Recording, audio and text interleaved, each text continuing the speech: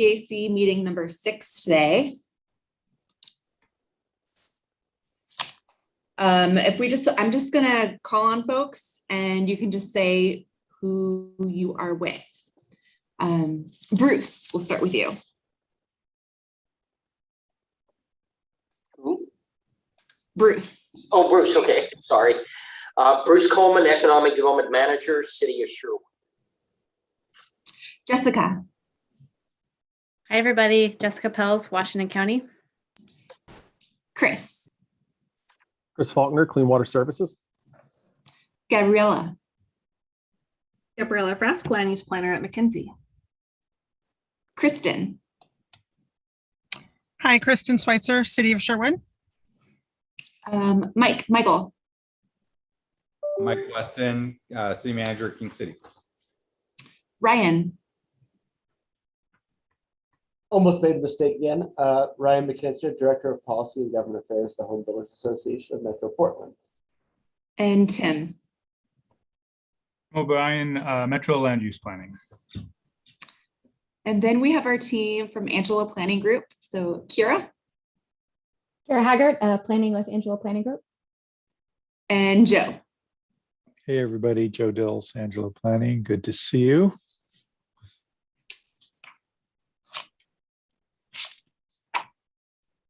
Let's pull up the slides and get rolling.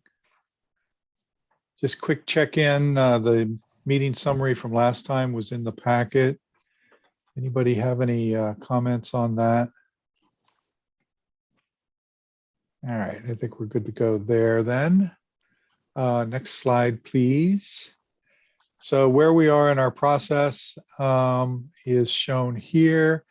We are staying flexible to kind of respond to requests from the CAC, and the city doesn't have any particular timeline that is time certain.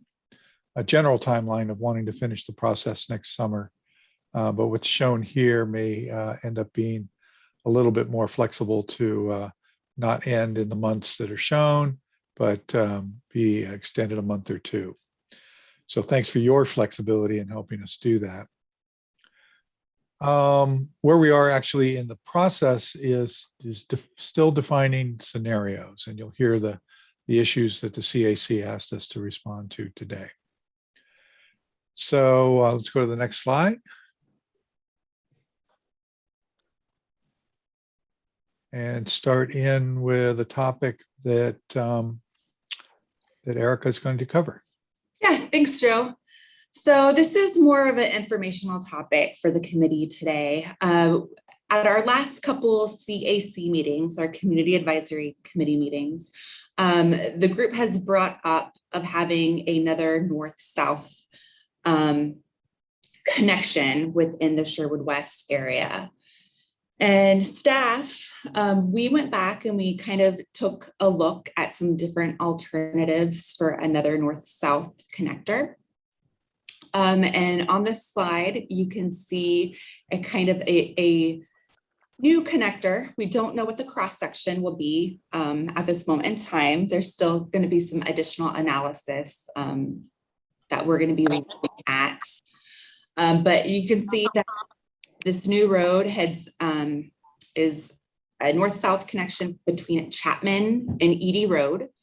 And we would be utilizing some existing right-of-way on Eastview Road, and then the right-of-way along Edie Road, and then it would connect into that northern roundabout and into Elwert and connect to Shoals Sherwood.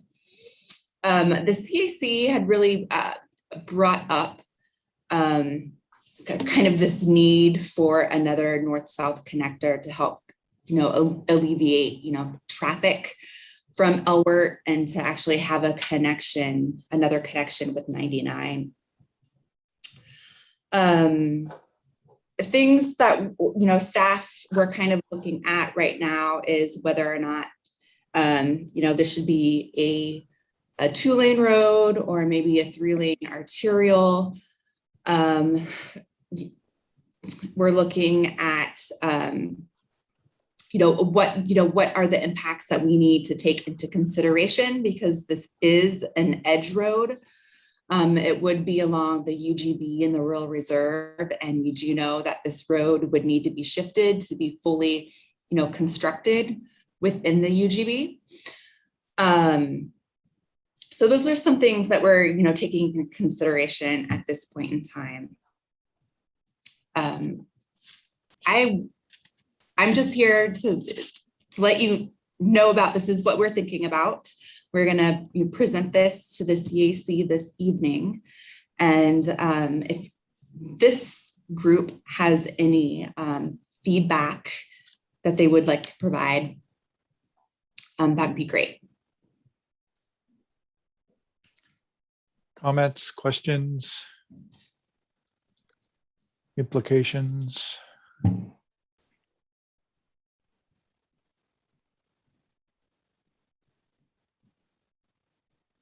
Oh, another thing, sorry. I don't think Bob Galati is on the line at this moment in time, but Bob Galati, our city engineer, he is going to be doing a preliminary cost estimate as well. So we should have that number too in the future to bring back.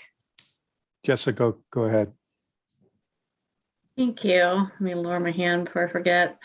I know we talked about this last week, Erica, but one question I didn't ask, and now that I'm looking at this map more clearly with the alignments of the other roads that are planned, and this one obviously looks just like a straight line. Is this drawn and reflecting any of the topo out there? And it also looks like a straight crossing of Chicken Creek, which I know you're trying to think about when you're thinking about the Elwert realignment in a more straight line across, shorter crossing. So has any of that been thought about, or is this just a like straight line down the edge of the urban reserve? So I know that Bob, he studied we looked at the topo out there, and we recognize that there's probably going to be another bridge over Chicken Creek in that area. But Bob's analysis of really looking at this road and where parcels align out there, it really does make the most sense.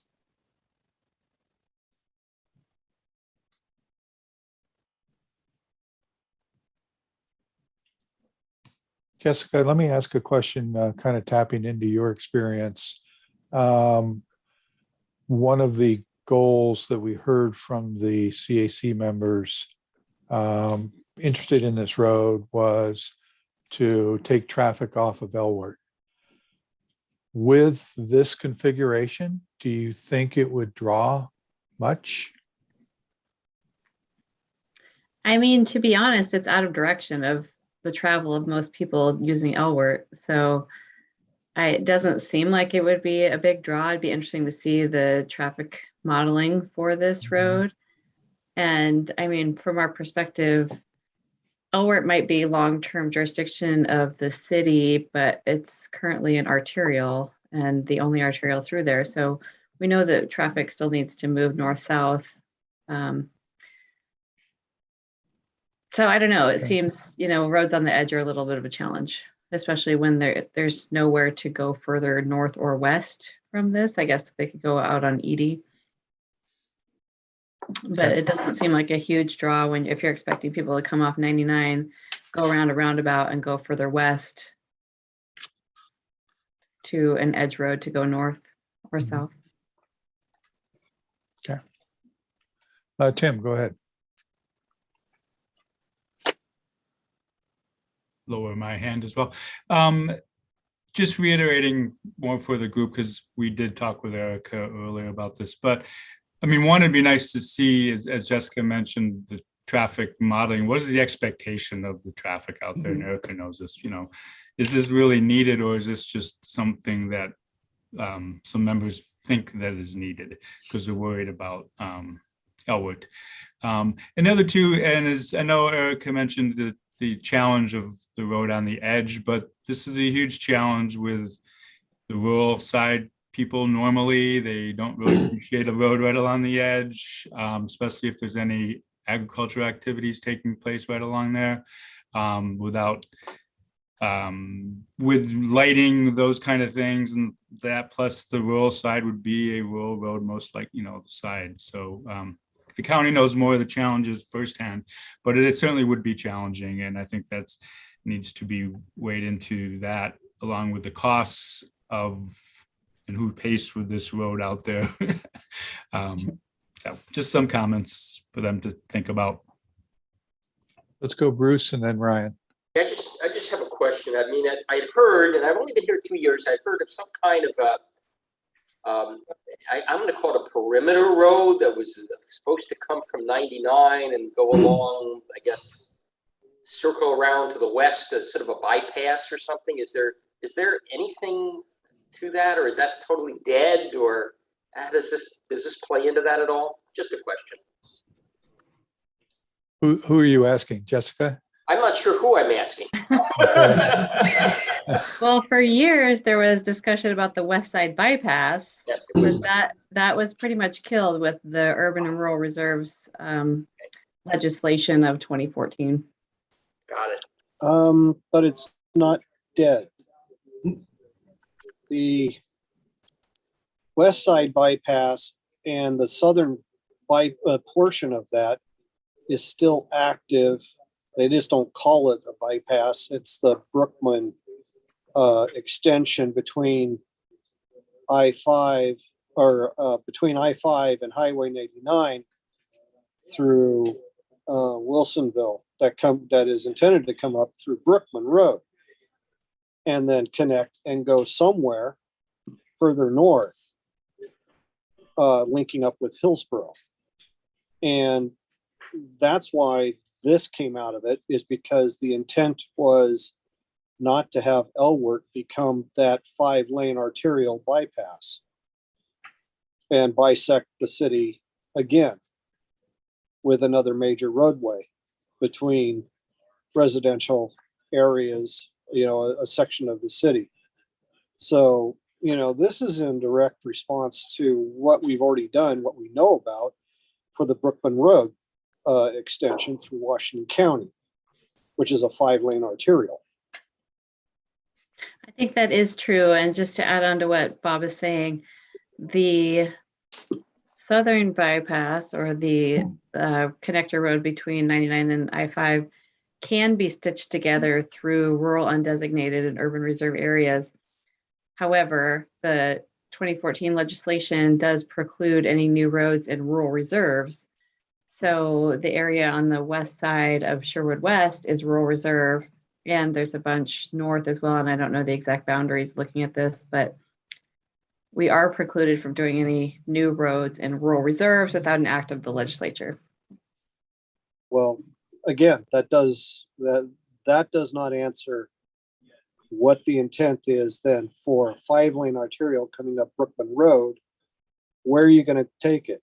The only logical place to take it is either to connect it to Highway 99 and take it down to Roy Rogers and then shuttle it over from Roy Rogers, or you're going to take it through Elwert, which is, again, what we're trying to preclude here is making it a truck route between I-5 and Hillsborough. If you're going to have some sort of traffic routing so that truck routes, major commuter route that takes in larger vehicles, and we don't want it down Elwert. We'll take the local commuter, we'll take the average size vehicle, but it's a 3-lane arterial configuration. Brookman's 5. The dichotomy of the arguments don't match up. And I see this as being, well, if we're going to have a 5-lane at Brookman, where does the 5-lane go? How do we get there? Well, and I think that Elwert is in the TSP, the Washington County TSP is a 3-lane arterial cross section. And I don't see that changing. And I see what you're saying, Bob, with this road, but it only cuts off a small portion of Elwert Road. Let's go one at a time. Go ahead, Jessica, you finish yours and then we'll go back to Bob. Well, I was just going to say, I see what you're saying with this north-south connector, but it only cuts off a small portion of Elbert Road. Bob, Well, you were the you were trying intent to get in. was future extension of that into the 5 lanes, so it does connect up with Hillsborough, Shoal, Sherwood, going out that way when the county decides to actually make the future connection so that we do get the west side bypass. I mean, I think politically we are done with that because of the rural reserves and the LUTRAC report that was adopted in the 90s saying we're doing the arterial connections instead of Okay, the west so side bypass. all the land use we've got going on with Brookman, we've accounted for a 5-lane arterial in the right of way requirements from those developers. And you're telling me it's a 3-lane arterial? No, I said Elwert is a 3-lane arterial in the TSP. 3-lane Yeah. Yes, Elward is a 3-lane arterial. I agree with that. So where's the 5-lane going to go? Is it going to go Elwert and you're going to shove all that traffic to Elwert to get it up going north? Is it going to go I-5 to Edie? Is it going to go I-5 to Roy Rogers? Or are we going to provide some other route for a 5-lane arterial that shuttles the traffic all the way around? All right, so I think the points have been made, and I guess the connection to the map we're looking at is that from the city's point of view, it starts with this perimeter road within Sherwood West. Is that a fair summary of the map that's up, I think the Bob? idea is I don't want the Elwert Road. Me, I don't care. I don't live here. But the idea is that the community doesn't want to have another major traffic roadway, commuter transport truck traffic roadway bisecting what is basically another section of the city. We've already got TS Road, we've got Highway 99. Are you going to throw in Elwert as part of this now? I think our expectation is that Elwert will be a 3-lane arterial. And we would work with the city on design for bike ped facilities, multi-use paths, and make it a nice looking road. And that's fine. So it's not going to be a truck route. I didn't say there wouldn't be a truck route. I don't know that. But I think we're not going to say no That's the trucks because there's a lot of intent. farm to market traffic just west of Sherwood and north of Sherwood. I understand farm to market. What I don't understand, again, is a major truck route. It's not an identified truck route as far as the state's concerned, because Highway 99 is its truck route. TS Road is the truck route. Bob, I So, think we understand your point. So well, that's okay. fine. One more thing. There was a question before you logged on about the topography and the location at the perimeter of our project area. Have you looked at that and what the conditions are for this? It's drawn straight. I know it's conceptual at this point, but I looked at it only from what's the minimal impact to properties, in that this alignment basically goes down property lines and it impacts like 2 or 3 properties, small properties, where it just basically wipes them out or bisects it incompletely. I haven't looked at the topography. I know it's hilly. No matter what goes on up there, it's very hilly. So that much I know. No matter what the roads do above Elwert, west of Elwert, they're going to be dealing with a lot of hills. okay. Any other comments or questions on this item? Erica, anything else you wanted to make sure folks knew or say about this? Nope, I think that pretty much covers it. Okay. All right. Moving forward. So the next kind of series of topics have to do with defining scenarios for the Sherwood West concept plan. And each of them were kind of a topic of discussion at the CAC. So you get the preview of the information and the discussion that we're bringing back to them. So I think sort of the overarching question for the rest of the agenda is what advice can you forward through the team? What opinions and wisdom can you give us about each of these topics? So let's go to the first one. and starts with middle housing. So I'll frame this, Erica, and you can pick up on it. The CAC was, I'd say, concerned with the possibility for a lot of middle housing happening in Sherwood West that would be done in sort of an uncertain and overdeveloped way. And so what they did was say that the community had identified certain types of middle housing that it was more supportive of than other things. So we've gathered that up, and Erica, give us a summary of sort of what the community feedback was. Muted. So the community feedback for middle housing types really included small single-family detached homes on smaller lots, townhomes, cottage cluster developments, and duplexes. When we talk about middle housing types in Sherwood, when we talked about this as part of our comp plan, the community also talked about making these types of housing choices owner occupied as well.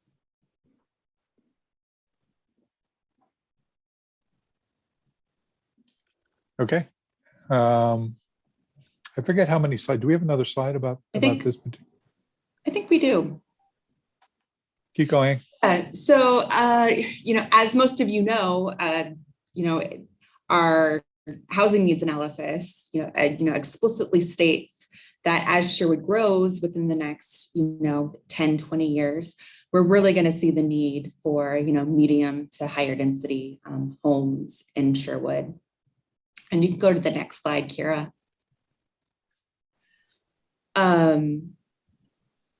So this slide and what's in your packet came from the work that we did from our comprehensive plan. And this data is pretty old now.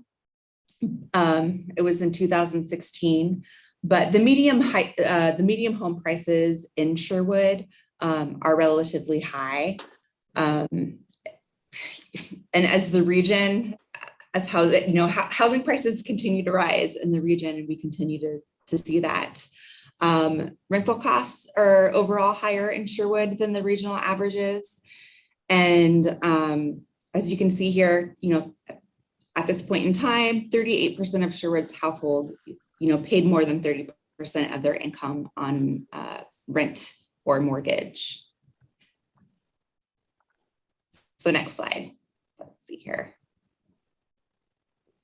So we reached Angie Ford, who is on our community advisory committee. She's a local real estate agent, and she provided us some affordable options from in Sherwood and also around the region of middle housing types that seem appropriate for the Sherwood community. And so I'm just going to run through a couple of these options that we are seeing now that have been in the market in the past year. So this is a condo. It's located here in Sherwood, just off of Roy Rogers and Borchers, in a development called Hunter's Ridge. This is a mixed use project.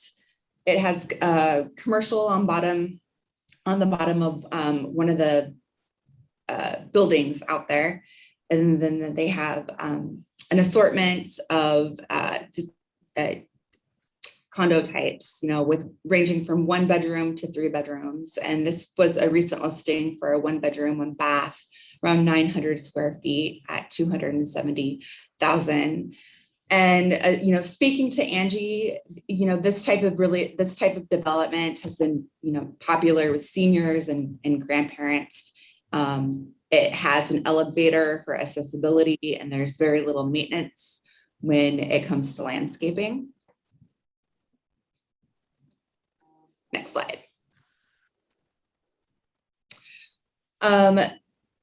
This townhome is in Wilsonville. It's 3 bedrooms, 2.5 baths. And it was recently listed at 380. Next slide. This is also another condo option that's located here in Sherwood. That was recently on the market. It's 2 bedrooms, 2 bath, a little over 300,000.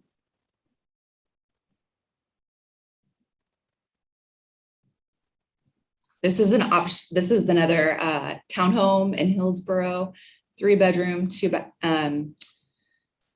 378,000.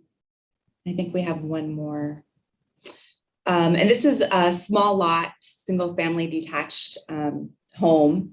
It's located in a development here in Sherwood.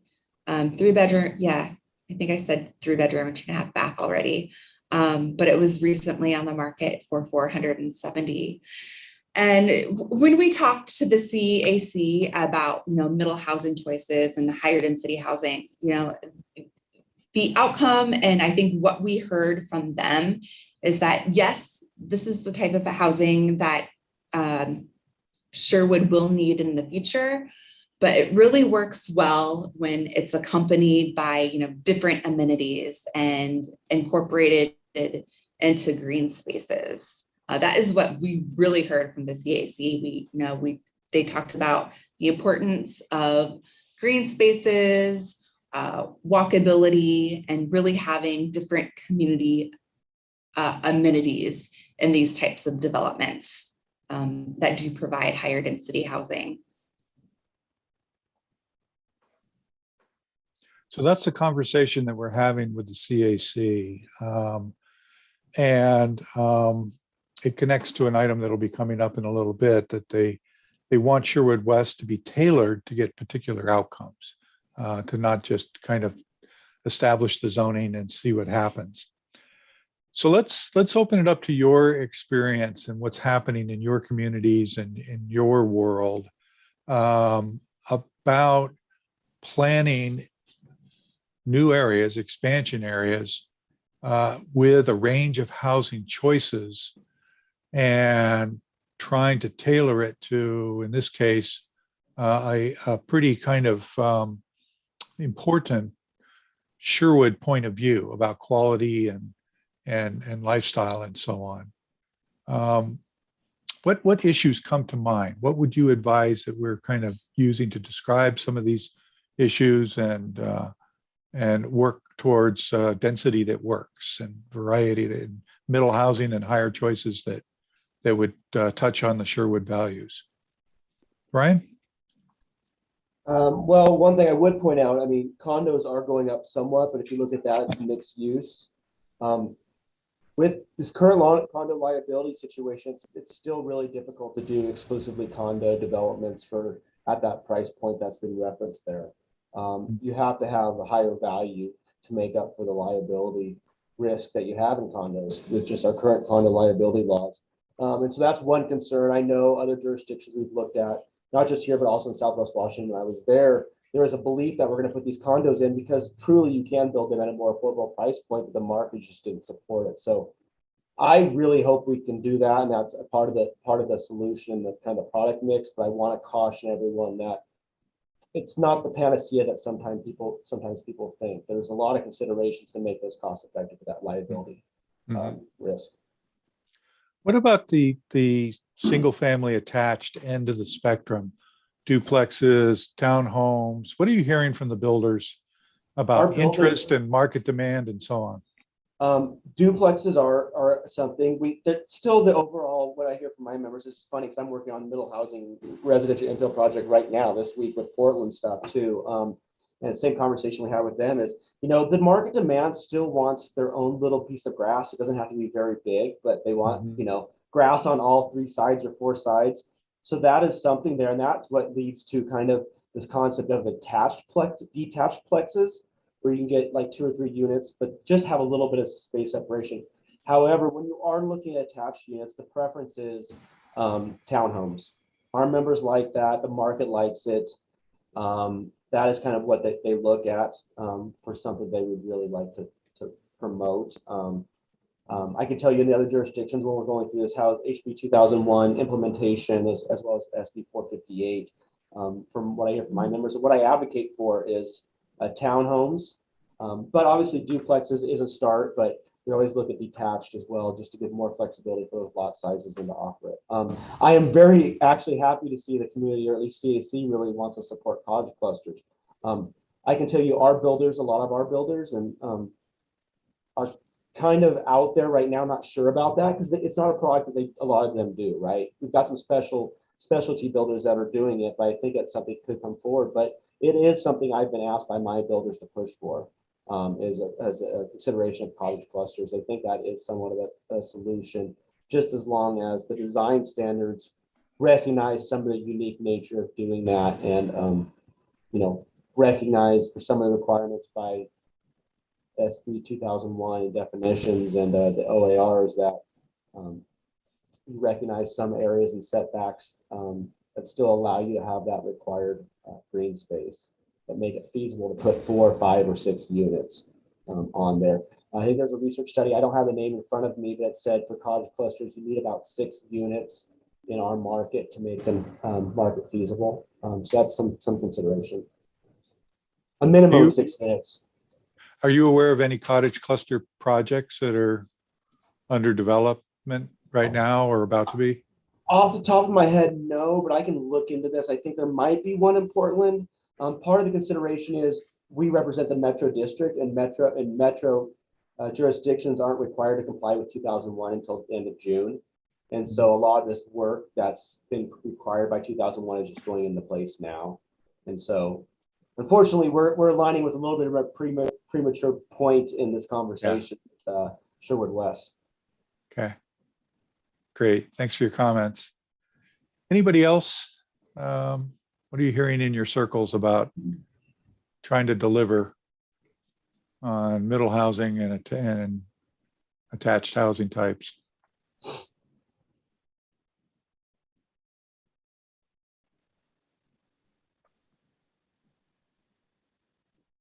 Oh, Tim. Yeah, thanks, Joe. I really can't add much because all I'm hearing from Hillsborough, Beaverton, so on, others who are in this kind of realm, is they don't know exactly how they're going to do it yet, because they just don't know what to expect from the builders, and as I think Ryan was saying, it's just a little too much of an unknown of what you're going to get when you have those options out there for them. So I think everyone's still kind of waiting and seeing a little bit to see what they're going to get. And you've probably heard that quite a bit, Joe.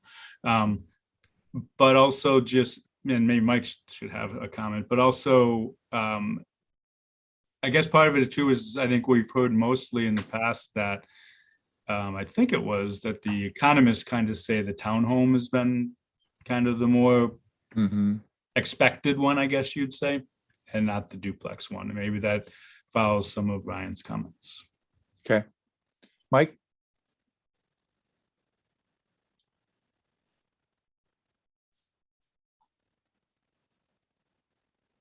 If I can figure out how to unmute. Just kind of, I want to echo a little bit of what Ryan was saying. And as I read through the comments that you guys had in the packet and things of that nature, you guys are seeing a lot of the same comments that we've received too, is that, you're going to be building an uber dense development that's not going to be cohesive with this neighborhood feel. And I don't necessarily know if that's true. I think once those neighborhoods mature, I think they'll be okay. I still am scratching my head about the cottage cluster piece. We would love to find a way to make this work, but it seems like it just uses more land to do the cottage cluster than it does to do like townhomes or condos or things of that nature. And I know, like what Ryan was saying, is everybody wants their patch of grass, right? And that seems to be the most marketable unit on the market, is a single family dwelling with a patch of grass, and that's what the community wants you to build. But with this House Bill 2001, 2003, with everyone trying to figure out how these cottage clusters are going to go and how we're going to increase these densities, I just don't see how that is going to be a unit on the market that financially is supported. I think over time, you're going to have a unit that people can actually afford. And seeing the cost of these single family dwellings going up to, $600,000, $700,000, $800,000 now, I think that's pricing out a lot of people. And I think there's still a huge market for that, 200,000 to 400,000 range. And if you can figure out how to accommodate that, I think there's a huge demand there. But as Ryan was saying, there's such a problem with the condo liability right now. And I really hope they get that figured out. But that's my stand. Okay. I can share one thing from the Wilsonville experience because they just adopted their middle housing package. And it's really just sort of a process difference that's occurred within that community. In between the last time they did a housing needs analysis some years ago and they started the frog pond work, in between then and then doing middle housing this last year, they developed and adopted what they called an equitable housing strategic plan. And so they had a conversation about equitable housing and equity within their community. And having been there before and then after, it's kind of a different paradigm there now. And they were still, I think, selective and tailoring their middle housing rules to the Wilsonville way and all that. But there is a lot more openness that occurred in a relatively short span of 4 or 5 years. Any last comments and advice on bringing this forward to the CAC? This is all very helpful. Okay, let's go on to the next topic. Actually, sorry, Joe, real quick. Oh, yeah, go ahead, Ryan. I know there are some products like for Taylor, I'll use Taylor Morrison example because they're doing it, but they are having some success. It's in East Ridge, it's their innovative East Ridge, where they look like large, fairly large, but they fit the aesthetic of a normal neighborhood. They look like a large custom home, but they're actually triplexes and quadplexes. I think some of our other builders are looking at that product because they understand the concern of neighborhoods, right? That they don't want, and I think it's somewhat misguided perception, but nonetheless, I'll call it, there's a perception that, duplexes and triplexes have a certain look, a certain aesthetic, or a certain quality, which we know the land underlying that duplex or triplex does not allow for that type of quality that you're used to from, 40 years ago. But there are a lot of products there. And so I understand the concern of the community about maybe just limiting to duplexes because that's what 2001 requires. But there is some new products out there that fit with the aesthetics of neighborhoods in the triplex and quadplex market. And it's funny because I was thinking, oh, these are these new products. I live in North Portland. These actually exist. I just did not realize that from buildings 20, 30 years ago. In my neighborhood, you look and you see 3 addresses on this house that I thought was one house. So it's not a new market product or new product to the market, but it sounds like something that's being re-accepted into the product mix. Okay, cool. Thank you. Oh, Bruce, go ahead. So I'm certainly not the housing expert. Ryan will agree to that.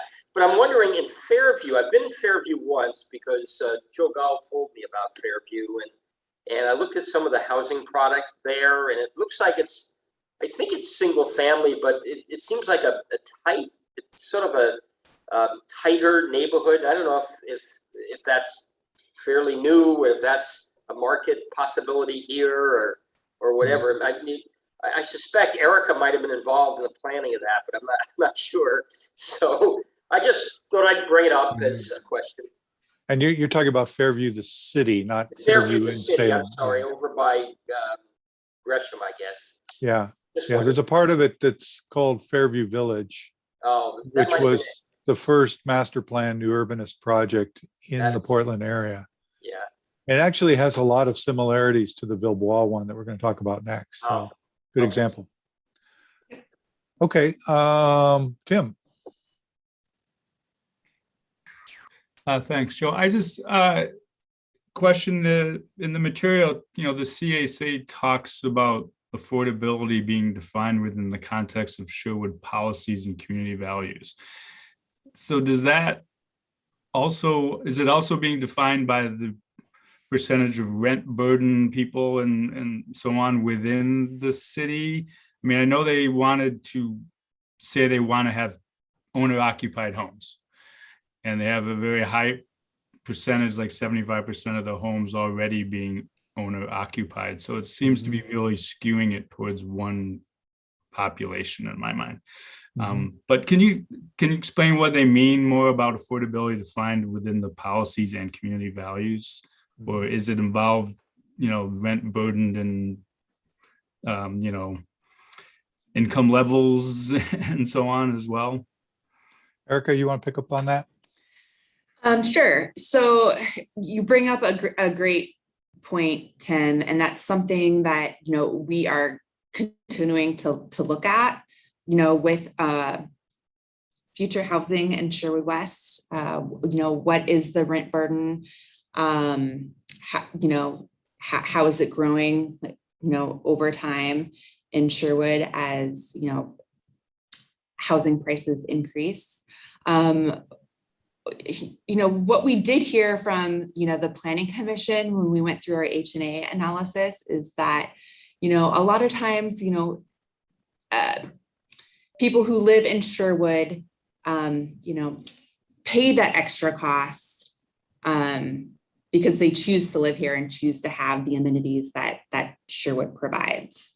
But as we know, through our housing needs analysis and our economic analysis, there are people who work in Sherwood, through the service jobs in our community that don't have the opportunity to live in Sherwood. So, as we all know, housing is a balancing act. And these are all things that, the community is, bringing up and, having these conversations around housing. Ryan? Yeah, sorry to raise my hand once again. I forgot to mention something. I noticed that you had ADUs. Our CAC was interested in ADUs or maybe as one part of the solution. And obviously we support that. We think that's great. And I think that speaks a little bit to what Erica was just bringing up of affordability levels. Just generally, affordability is a big issue. And especially when we're talking about equity, which Tim mentioned. Generational wealth is created through real estate. That's the system we have, for good or for not, in the U.S. And I know, since we're going to be speaking out Wilsonville went in some other jurisdictions. I think Ben may have done it as well. Has gone above and beyond what 458 allows, because ADUs are not considered middle housing under SB 2001. So it's not afforded the protections or the mandates or requirements you have there. However, Wilsonville went a step further and has created locally a pathway to use the SB 458 expedited land division for ADUs, in addition to units that are considered middle housing by state law. So sorry, Erica, if your CAC wants to push this, it's going to probably put a little bit more work on you and your staff and the other staff there at Sherwood. But it's something we supported. We were glad they were able to do, and we'd like to see it in other jurisdictions. I have to be upfront and say, I don't have a lot of builders building ADUs. It's just not in their product mix or their market style. However, with the housing situation we have in the metro area, all units are valuable, trying to go towards that crisis. And so I can't speak to any individual builder, except for maybe some in Portland that are actually doing this product. But we truly believe it's part of the solution. And if there's any way to get that, to make those actually ownership units rather than rental units, I think that's a step forward. All right, let's move on to next agenda item. So I'll pick it up here. Another item they came across when they discussed this last month was, what can we learn from Villebois, which generally there were a few favorable comments. And then they were aware of the Frog Pond area. So I'm going to speak a little bit about each. Villebois, for those of you who may not know, is a master plan community that was developer led. Although the genesis of the property acquisition was definitely a public process. It was the old Damish Hospital. It was a state disposition from state ownership to what is now Costa Pacific Communities. And the city of Wilsonville was definitely a partner in that whole negotiation. But when the deal was done, there was a 500 acres in private ownership by a master developer. So that's a distinguishing element of its implementation and its design. It has a completely unique chapter in the Wilsonville Development Code called the Village Zone, very highly tailored to the plan. And it has rolled out over the almost 20 years now in phases with a lot of control over what was done. So pre-qualified builders and a very close working relationship with their architectural review internally, as well as with the city and so on. So it's a fairly beautifully designed place if you've walked around and been there. And, you know, the ability, like in this picture, to meet some roads and turn a corner and create a corner green space is more predictable under that environment where you have a master developer owning the whole thing. A different situation when it's all cut up into 5 and 10 acre parcels by different individuals. The density story is interesting about Villebois. It's 13 units to the acre, large, about 2,600 units. The comparable for other expansion areas, North Bethany is a little under that. South Cooper Mountain is almost about the same. River Terrace to date is a little bit less than that, just as comparables. But I think one of the takeaways from Villebois is what I would call, it's not really how much density you make, it's how you make the density. And the artfulness of the design is definitely makes it much makes it a livable place.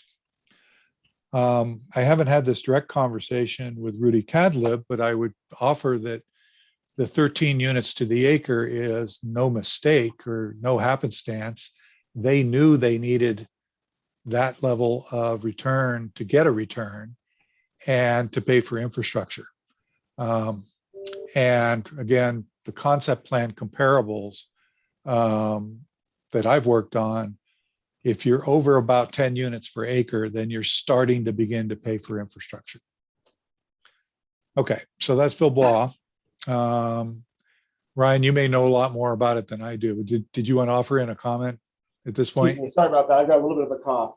Actually, No I think you pretty much summed it up very well. If you want more information for a future meeting, I can always bring my my assistant director, Roseanne, in. She's actually, she oversees this area, and she's, you know, been involved for the last 3 years in the stuff they do, been doing lately. And she actually worked with them on their new middle housing code, including the ADU stuff. So if this committee or, you know, Erica or Joe, if you want to have a further conversation about what they did along those lines, you know, I could definitely facilitate that meeting. Okay, so let's go to the next slide. Here's the master plan. And one of the things that really distinguishes this community is they were pretty careful about how the green spaces are all linked. And there is a whole variety of them, all the way down to little kind of green spaces around roundabouts and so on at the small end, and tot lots up to neighborhood parks, and then the creek system that weaves through it. So it's got something like 160 acres of open space throughout the whole 500 acre project. And as you can see, the connected street system, extremely walkable kind of place. One other point I'll make about the level of design, the colors listed to the right are basically the variety of building types and housing types. If I counted correctly, there's 13 of them. And the blocks here are designed like all the way down to individual block faces of what the housing types would be. And that again is not by mistake, that's by very intentional design to try and get the quality of the place. Difficult to do in the public master planning realm, but I'll talk to you about how Frog Pond approached that. So if we go to the next slide, here's a little scale comparison. If Villebois were to magically plop onto Sherwood West, that's how big it is. Okay, let's go to the next slide. So Frog Pond is on the eastern side of the city along Stafford Road. And it is a city-led concept plan and master plan that tried to learn from the sort of beneficial things, learn from what people liked about Villebois and marry it up with its beginning situation of not being all one owner, but being, in the case of its western neighborhood, 27 different ownerships. And how do you get that to knit together over what could be 10, 15, 20 different development reviews? So they started with a concept plan, not unlike what we're doing right now for Sherwood West. They had a second step in their local process. So their comprehensive plan compliance with Title 11 metro requirements was done under their master plan rules. So they created a master plan for the first neighborhood, and it's shown over on the right, at least the artist version of it. And the point of the master plan was to try and zoom in more detailed and plan out connected streets, the pedestrian system, the as specific as they could get on the green spaces, the variety of housing. At one point, the school district decided to keep a property they had for a school, so that became part of the plan. And but it's a totally different density situation. It was done in an environment of the city having a very high percentage of multifamily at the time, the highest of all the suburban cities in the metro area. And so they wanted single family detached. And so you can see the density numbers there. It's basically half of what Villebois is in the western neighborhood. And then the parts that aren't shown on the map here will be two more neighborhoods that the density goes up and the diversity of housing types go up from there. They comply with HB 2001 in a kind of a unique way. There's a section within the law that says if you're an adopted master plan, and this one is, then what they had to do was show that they could demonstrate 8 units an acre. And you can see the list at the bottom, duplexes on new lots and so on. So they took that and they married that up with their equitable housing strategic plan and updated the code to say duplexes, yes, triplexes, okay on corners. And then if any of these new houses redevelop, the whole range of middle housing types are allowed, which comes from the law as well. Like Villebois, this has its own unique zoning chapter in the code. So they did kind of throw out the code that's applied elsewhere in the city and wrote a custom code for this. And so far, so good, it's working. So if if you're out in the area in Wilsonville, go take a look at Frog Pond under construction. It's a good example of incremental development that appears to be knitting together pretty well. I should probably say this benefited from a lot of Metro funding. So way to go, Tim. Let's see, what else to say? Let me stop there. Oh, here's the plan. So the little colored part that you were just looking at is the 1/3 of the area over on the left of the screen here on the west side of Stafford Road. It's 180 acres. And so with the middle housing added, it's at about 8 units an acre. And then the other 2 neighborhoods are beginning their master planning now. And it's a whole new ballgame about what the variety of housing is going to be. And in a first meeting with the Planning Commission, they said, we think multifamily ought to be at least looked at, which is different from what was decided 4 or 5 years ago. Okay, so anyway, some crossovers, but some differences between the two example projects. Any questions, comments, advice on bringing this forward to the CAC?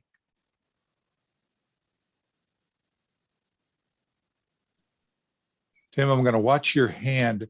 The wall behind you is the same color as the little hand that comes up. Sorry. Maybe I should change my hand. Go ahead. A couple comment anyways. For the Frog Pond, the original Frog Pond, West, I guess it is. It's kind of a history in case someone asks, Joe, this is more of that too, in terms of, that was brought in the UGB in 2002. At that point in time, it did have about 10 dwelling unit per acre on it.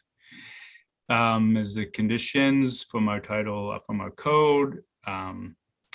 But our code changed over time as nothing happened in Frog Pond West for quite a while, the recession and all that. So it took a long time to get going.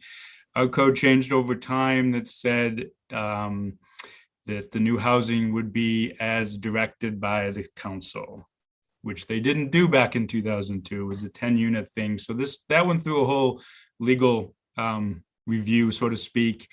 And so it kind of also defaulted to the metropolitan housing rule for how much density they would have on house in Frog Pond West. So that's just more of a little background in case somebody asks you. It's kind of convoluted, but they did meet all the requirements, as you noted.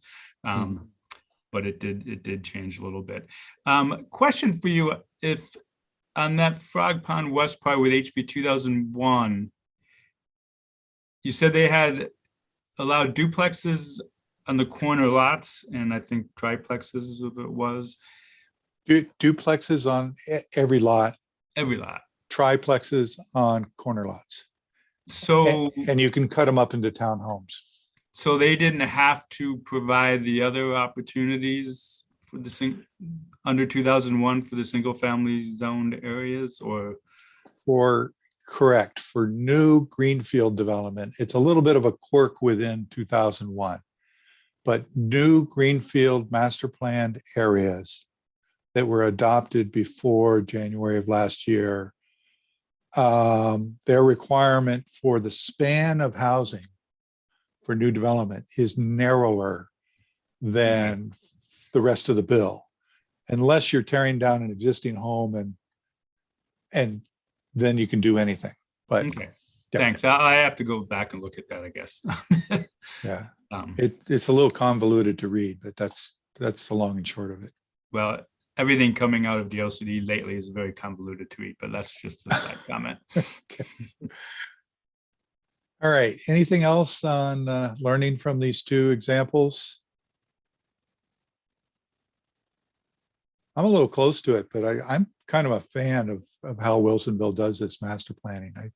I think it helps create a process where you can really design a new area better than absent that. Let's go on to the next set of slides if we could. So Kira, take us through these. This isn't a lot of new information, so let's hit some highlights. Yep. Yeah, so it probably looks familiar to you guys by now, but just to quickly reiterate, this total Sherwood West area is just over 1,200 acres, and that's almost 3 Villebois. So that's a pretty big area that we're talking about here. After accounting for existing development and natural resources, including that Chicken Creek Greenway, and setting aside some land for future streets, we're left with 591 acres of what we call buildable land. And as for context, as we start to think about how this area will look in the future, that's less than half of the total Sherwood West area. So just to keep that in mind. And when you take out the 198 acres that we're looking at for mixed employment areas, 38 combined acres for neighborhood and community parks, and 50 acres for new schools. You're left with just 305 acres of land for new housing, and that is less than a quarter of the total area that we have to work with here for housing. So keep that in mind, and let's take a look at the list of variables and constants. And this list is pretty similar to what we showed you previously. The underlined stuff indicates what's changed, and these are some additions that we made based on feedback we heard from the CAC. So as you'll see, the location or the location of a neighborhood commercial node, that's something that we talked about as a variable, but we are holding the acres constant, and that falls into that 198 acres for future mixed employment uses. The other thing we heard from the CAC is that the school district believes that there will be a need for a new middle school, and they're interested in looking at a joint elementary school and middle school site. So we have upped the number of acres for this kind of combined school use. And the constants, we showed you last time the changes we made to the trails map based on the location of the natural gas pipeline that runs north-south through the area. So we've just updated that. And as I noted before, the 50 acres for future co-located elementary and middle school location is still to be determined. Future community park, also location to be determined, but we're just being really explicit about what we're including in this list of constants. And then the 198 acres for future mixed employment uses. Jessica? You're muted. Sorry. Just a quick question about the option 1 realignment, the Elbert Edie intersection. I understand that's the CAC's desire and is the preferred alternative, but I'm just curious about including it as the constant through all the scenarios without any of the feasibility analysis been done. I'm a little concerned just what will DSL, Army Corps, is that possible? I'm worried about what that looks like with the mitigation. I guess the existing Elbert would stay for local circulation is my understanding. I'm not really clear 100% on that, but then realigning Elbert to cross in a different area. So I just keep bringing this up because you always hear these stories about DSL and they won't do the permitting, or I mean, even as Mike is working with King City, there's some concern about clean water service, or not clean water services. Oh my gosh, was it the Clean Water Act? I think the Tualatin Riverkeepers brought up about. Yeah, they're off on that, Jess. I think they're off on a bit of a limb on that stuff. I worked at a port and we did in-water work all the time, and it's nothing that's unsurmountable. And I know anyone here that's in permitting knows how to go after those joint application permits through the Army Corps of Engineers, Department of State Lands, NOAA Fisheries. It's a lot of work. It is, and it can be a pain in the butt, but it can be done. Okay. I mean, I just want to be in the clear. I mean, when I previously worked at City of Newburgh and there was a direct connection shown that needed to be built, it was just missing one part, but it went through a wetland that had increased over time to become a wetland from a drain tile in a field, and it was a DSL permitting nightmare. So anyway, I'm just curious about that, if that has been explored at all. I mean, I see that this is the scenario going forward, and I'm just, before we get too far down the road of the feasibility of it. They can definitely be challenges. And a lot of times if there's endangered species, such as salmon, or, in our area, I'm sure there's others, but I think those are your hurdles. And if you can figure out the mitigation piece on that, like if you had a mitigation bank or you buy a mitigation or a wetland credit for fill, it makes it a lot easier. But yeah, there's always, I think Department of State Lands is probably the biggest hurdle on these things. For some strange reason, you would think it would be like NOAA Fisheries or Department of Fish and Wildlife, but usually it's Department of State Lands, because I think there's a disconnect on what they really understand all the federal and protected species acts do. So I think there's an education piece there at Department of State Lands that sometimes you have to overcome. Jessica, I appreciate the comment, because there's pretty much a important window of time between now and 2024, and then in the years of comp plan work that would be done, assuming the city requests a UGB amendment, to do exactly that. And that the parallel experience I would share is the upfront agency consultation and actually wetland permitting work that was done by the Willamette Water Supply for their project, which of course is multiple sites across 26 miles of pipeline, but still doing it up front helped them get in position to be in a pretty tight construction timeline that they're in now. And yeah, it's good advice. Okay. Move on to the next slides. Okay, so back to me here. Conversation at the CAC was, we want innovation. We want new tools. Let's look beyond our existing comprehensive plan, low, medium, high designations, and the good work we've seen so far. So you all have seen it too. Our street framework, our green spaces framework, the design ideas for LWRT, trails, the whole package. For residential, let's look at some innovation there. So the following slides are kind of building off of what we've just been talking about for the last hour to suggest some new tools. And the first is what we're calling custom zoning. So the colors on the map, so to speak, for the concept plan would be organized into the ones listed on the left. A multifamily designation, that's actually not too different from the city's high density residential, but the idea is to be very intentional about the locations for apartments and condominium housing form. And then a new one, a new zone, or at least for concept planning, called middle housing, where the list of middle housing types that we showed you earlier would be essentially the use list within that zone. And what that's intended to do is give some certainty about not only the location and the amount of it, but what gets built. And under the, if single family detached is not part of the menu, then the city can be selective about its middle housing choices in that zone. So that's an idea, and it would receive a color on the map. And we would look at different ways to arrange middle housing. Small lot detached has been on the good list for the community conversation about middle housing.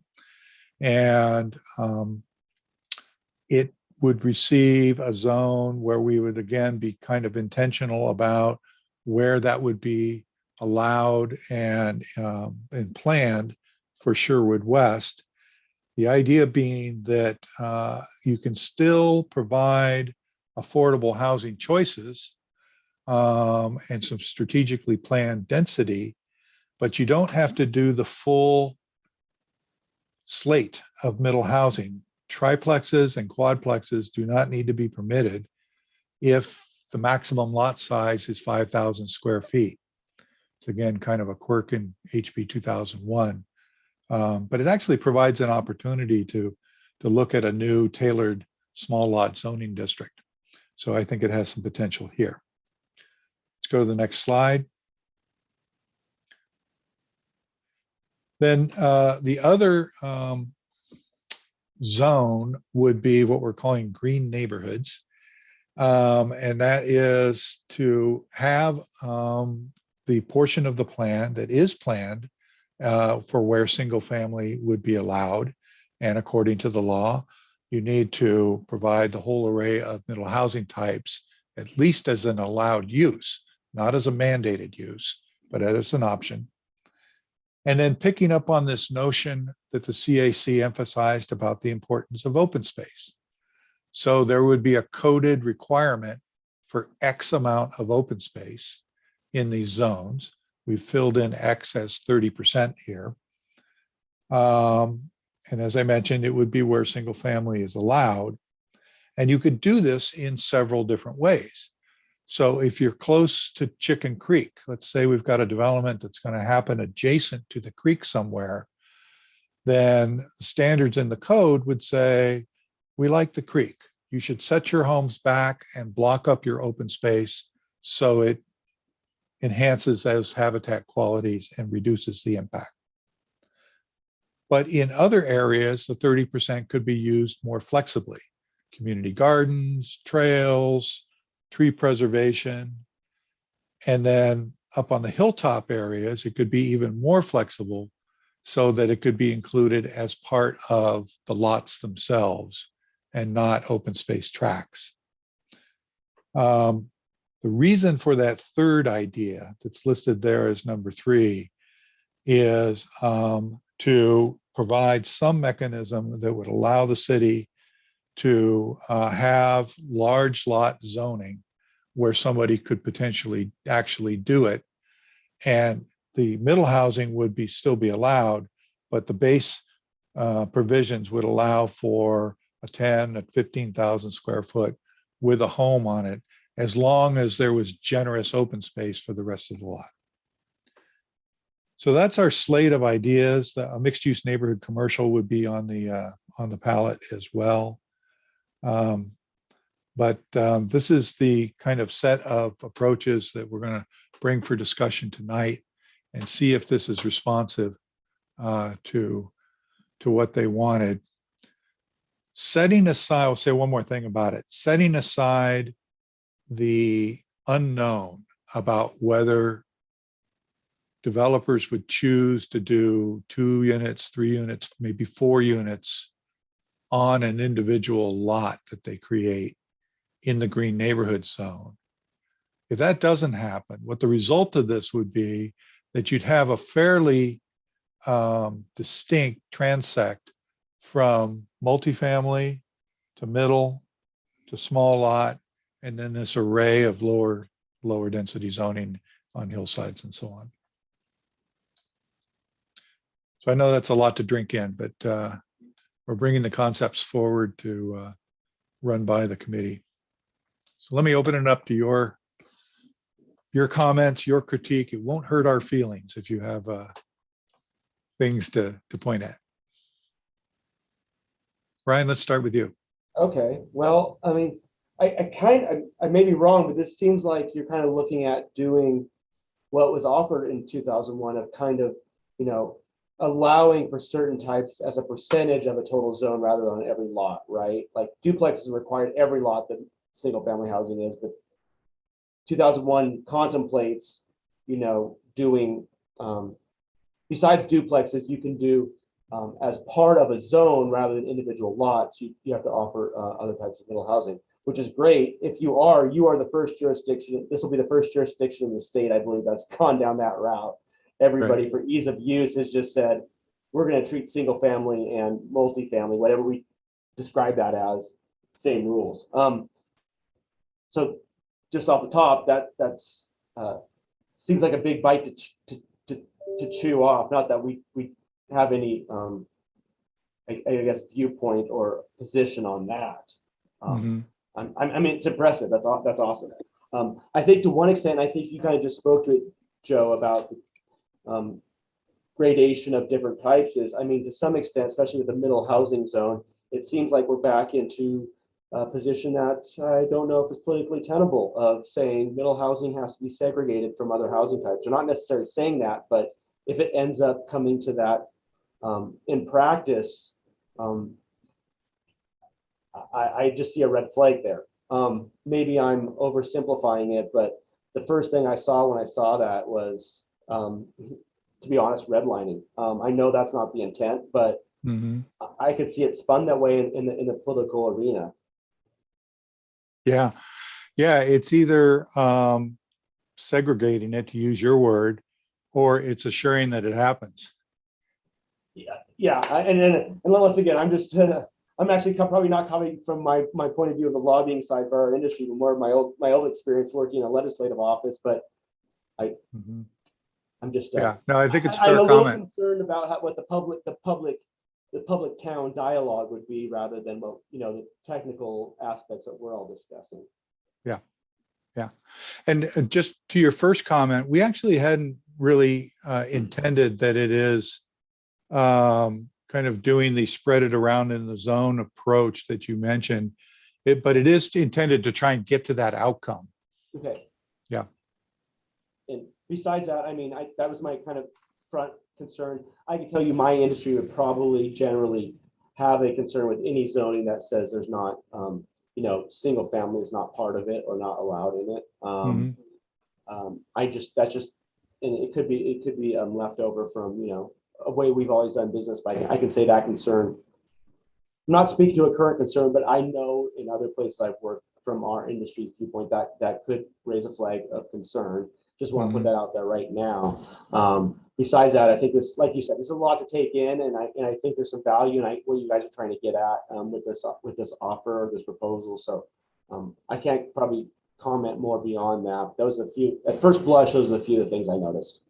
Okay, thank you. Any others? Tim, go ahead. Thanks, Joe. First off, I kind of had a similar thought that Ryan had about the kind of I didn't think of redlining itself, but that idea and how that plays out in the larger, greater audience, including in the future, a Metro Council that's going to be looking at something. So that was something I just kind of wondered about. And I get the idea of trying to also assure that some of this gets built, because as we mentioned before, we don't know exactly what's going to happen with middle housing when there is the options out there. So, I understand that at the same time. So it's just the way, I've kind of the same idea Ryan was thinking. Under the green neighborhoods one, and in the material that was sent out, it said ensuring a minimum 30% open space with each project. So is that each development project that would happen is required to have 30% open space? Is that how that I'm interpreting correct? That was in the material that was sent out. I'm not sure it's the material that's on the screen now, because I can't see everything with, the image, the people. Yeah.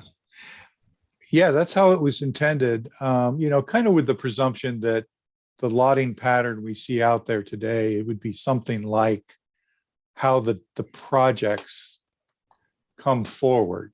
So, you've got a developer who has acquired 5, 10, 20 acres and is planning that much.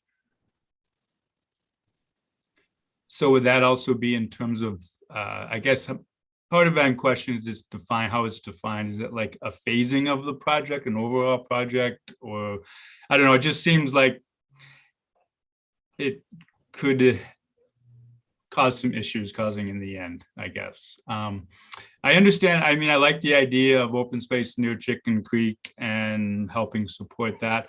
I don't quite understand or get the trails, community gardens kind of percentage part in the lower. This is just my thoughts coming out. And I guess how that would play out from the development community and maintaining and some of that along there. Tree preservation, etc., should potentially be covered under their requirements for upland habitat as well, like that. A lot of that, I would think. So I'm not sure how much that would play in. And then, truthfully, my first original thought was, and you kind of alluded to it, but this is just the way to get large lot development on the hills with the 30% open space up there. And I'm just saying this again from a future step down the road in terms of a concept plan coming in to the Metro Council for review. How that would play out, I don't know, but just I felt I needed to say that. Yeah, no, it's all fair. On those same lots up on the hillside, you'd be able to do four townhomes as well, which is what the CAC is concerned about. That you Um, could do that, or that their concern is that everything, that the worst case scenario is that developers robustly take advantage of their middle housing allowance. And so really what's being offered into this that's new is you get guaranteed open space along with it. okay. I guess they're trying, well, their concern is against kind of the intent of HB 2001 and the idea that the whole thing happens, in my mind. Truthfully, I doubt, and Ryan could correct me, but I doubt if there was a home up on the hills that had views to a lot up in the hills that had views to the valley in the wine country, they're going to put townhomes in. I can imagine that's not going to be a decision. So I don't really think that would be a problem for them in that respect. But that's just my first thoughts on looking at it. Oh, one other thing. I'm sorry, Joe. In HB 2001, the idea was that, you know, each type of housing unit has an equal chance of happening there. And with a 30% open space kind of drive you into one direction? I guess it all depends on the development proposal and the acreage and the amount that would happen. But I just was wondering if there's some bias towards one type of development product over the other. And they're all supposed to have an equal footing, if you will. Yeah, I don't know from a sort of development attractiveness point of view. Just from a technical zoning point of view, if the rules are the same for a single family house as they are for middle houses, you've met the rule. But the other side of the coin is the fact that a developer has to provide 30% open space may actually be an incentive to do more units. So it may inadvertently cause some middle housing that wouldn't have otherwise. Yeah.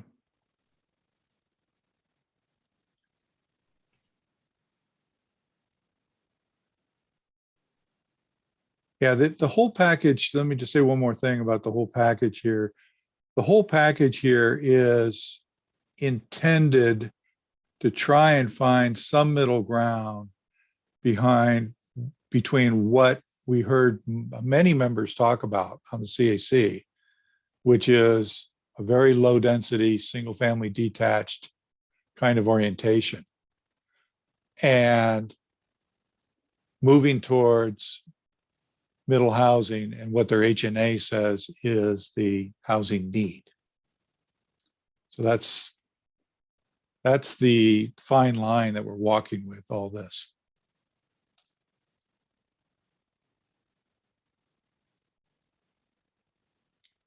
Other comments? Well, Joe, I guess one comment would be with this green neighborhoods are just generally, and to Tim's point first, I guess, yeah, I mean, depending on the market's going to dictate what kind of houses go where, especially in that space. And so obviously that's always true. The most flexibility, so the more prescriptive you get, the harder it gets. But and especially when we're talking about like open space, what's considered open space?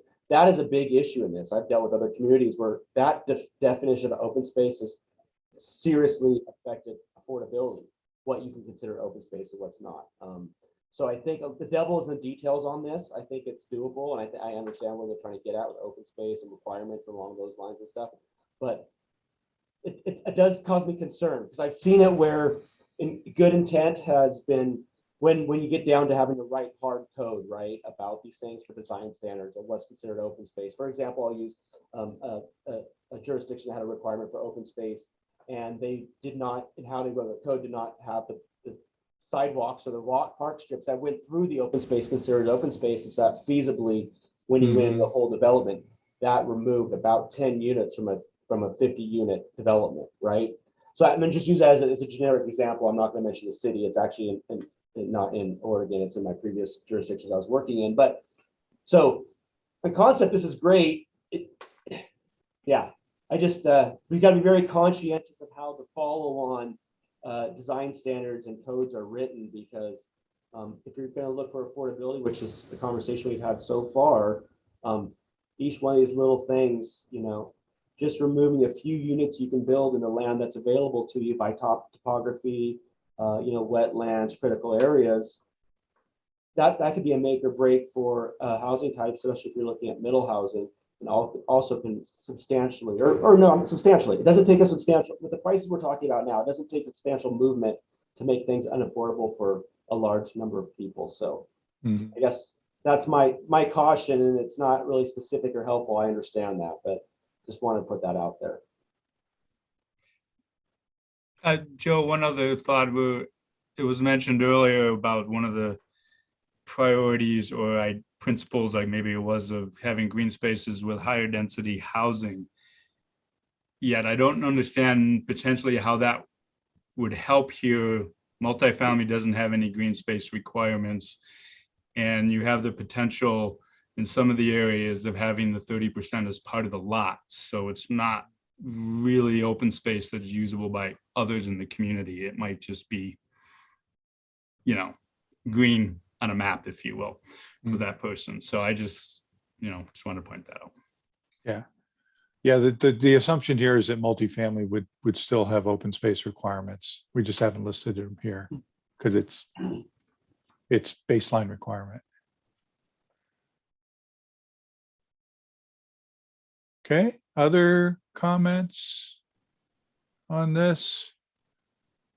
We'll see where it goes with the CAC. We're fishing for something they like and also moves them in the right direction for all the comments that have been made here. Okay, I forget what's next. Is it next steps, the next step slide? Oh, so anyway, a couple of other tools other than having kind of updated zoning. Consider doing a master plan approach, somewhat like Frog Pond. I think we've talked about the benefits. The challenges are the sort of the bottom 3 bullets in this list. It only really works well where you have property owners that are all kind of into doing the master plan. And if you've got some that are and some that aren't, that can be a real difficult situation. You can kind of work around that, I think, with finding a group of property owners that are closer to development happening on their property and just master planning that component of it. But it's difficult for where you have property owners that are not intending to change. No question, there's reduced flexibility for development in subsequent reviews. And there's trade-off, for more certainty, but there's reduced flexibility. And then zoning provisions need to provide clear and objective standards nowadays. And so how do you roll that into a master plan situation? The solution is a 2-track kind of code, but that's more code implementation that needs to be figured out about it.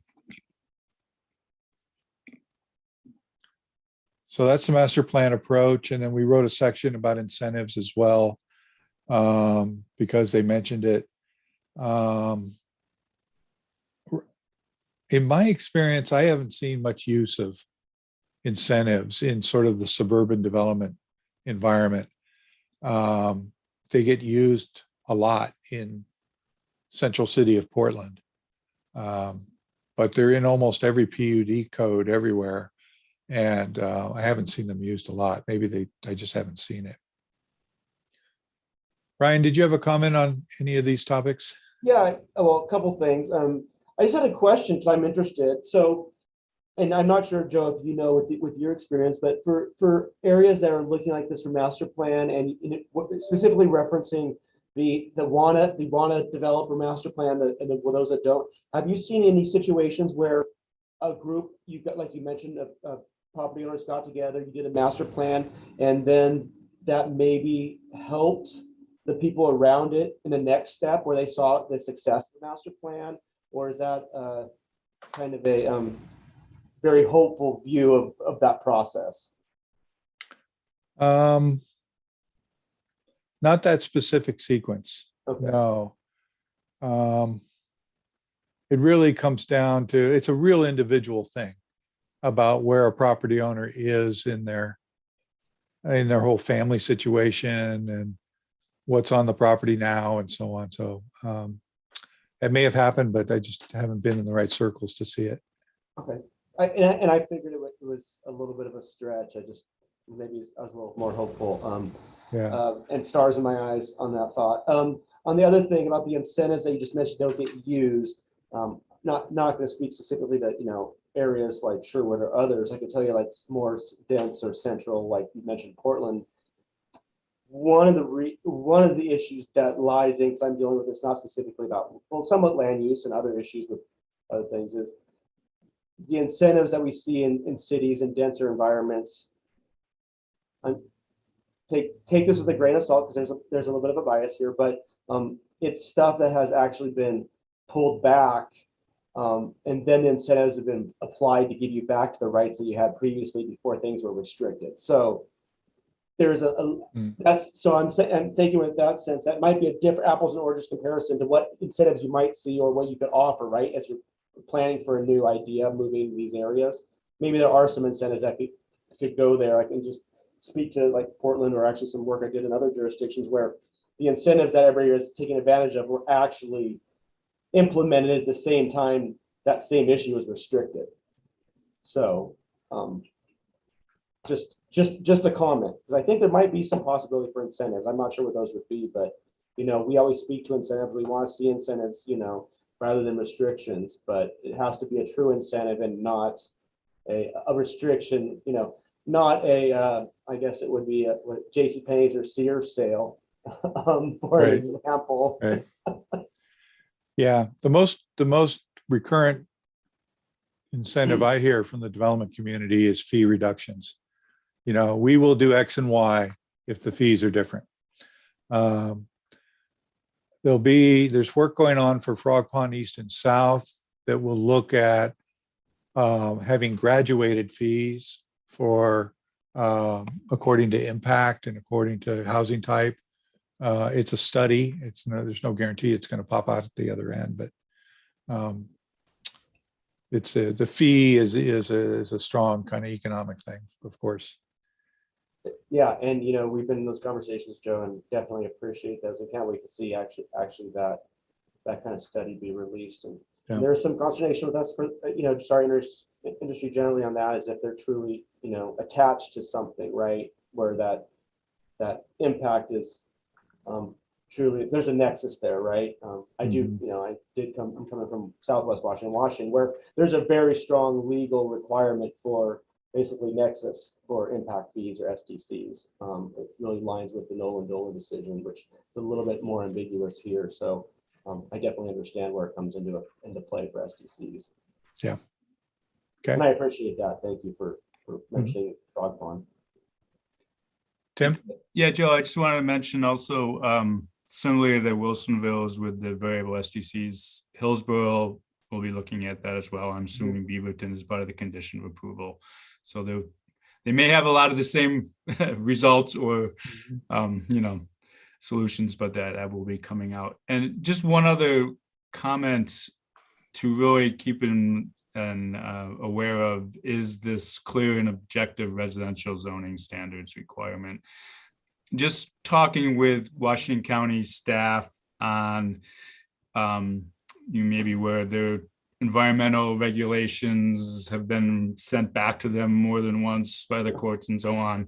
And it really, if you start reading it and looking at it, you could see it trickle down to a lot of things beyond just environmental, regulations or processes of how you get there. So that's a really good thing to highlight with this whole clear and objective standard process. So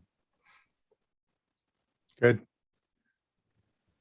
Okay. So I think we're up to next steps, which I think, Erica, the right way to say that is we're going to find out after we talk to the CAC. hopefully we'll get enough direction to be able to go draw some maps and come back, and there'll be a round of draft scenario maps and descriptions to review. That's what we anticipate. Erica, anything to add to that? No, I think you summed it up great, Joe. I think that's, what we're trying to get at in our next step is, coming back and, having some different maps for the CAC and ultimately the TAC here to review. Okay. That's all that we have. Any last comments or announcements by anybody? Okay, I think we're done. Thanks all. Have a Thank good you, everyone. holiday. Happy holidays. All Thanks, right. everyone. See you later. Holiday. See you next year. Yep. Yeah, joke.